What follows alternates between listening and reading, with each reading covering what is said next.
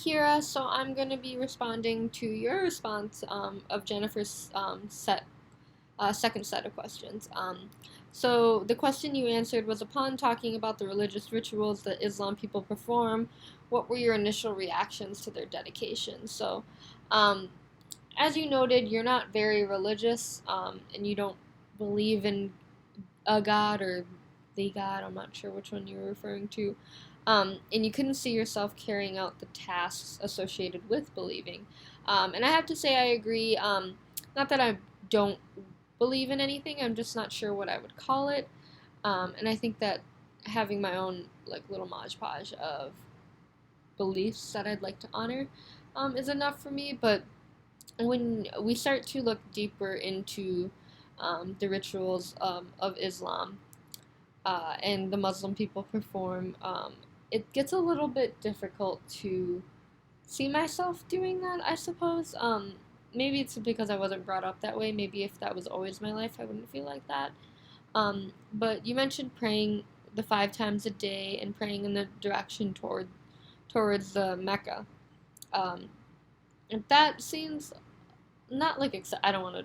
I'm not saying it's bad. I'm just saying I I believe it impacts a lot of your day. And I know that even in the U.S., we're not allowed to discriminate, and we're supposed to offer religious freedom, especially in the workplace. If they're supposed to pray at this time, we're not allowed to discriminate against what they necessarily do. We have to honor that.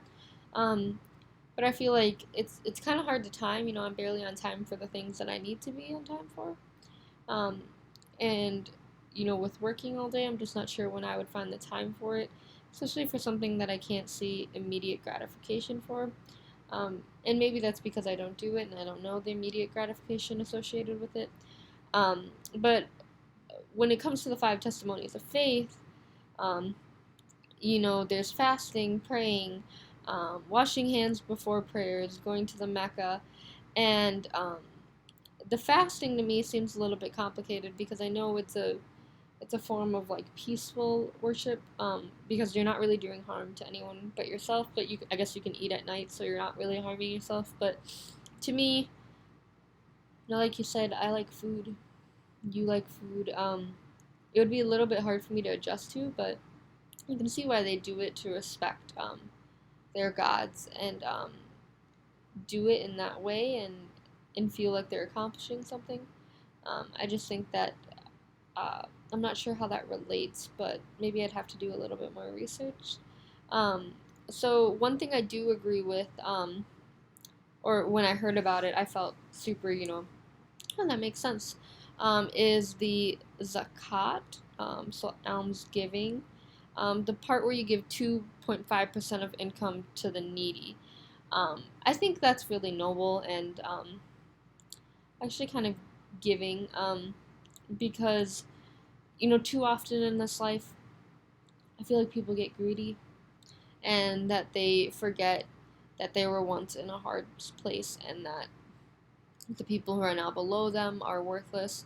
But really, they're just where those same people were a little bit later in life, or they're still struggling. So I think it's important to be humble and to be giving and to provide what you can. In my life today, I still do a lot of volunteer work. If I have free time, there's no reason I should be able to binge a whole series on Netflix. My time can be better spent somewhere else. And even with my workplace now at the UW Credit Union, um, we do a lot of volunteer events. We just are about to launch our United Way Fund, um, and just doing things like that may take a little bit time or money out of your day. They make a difference. Like $10 can feed so many people.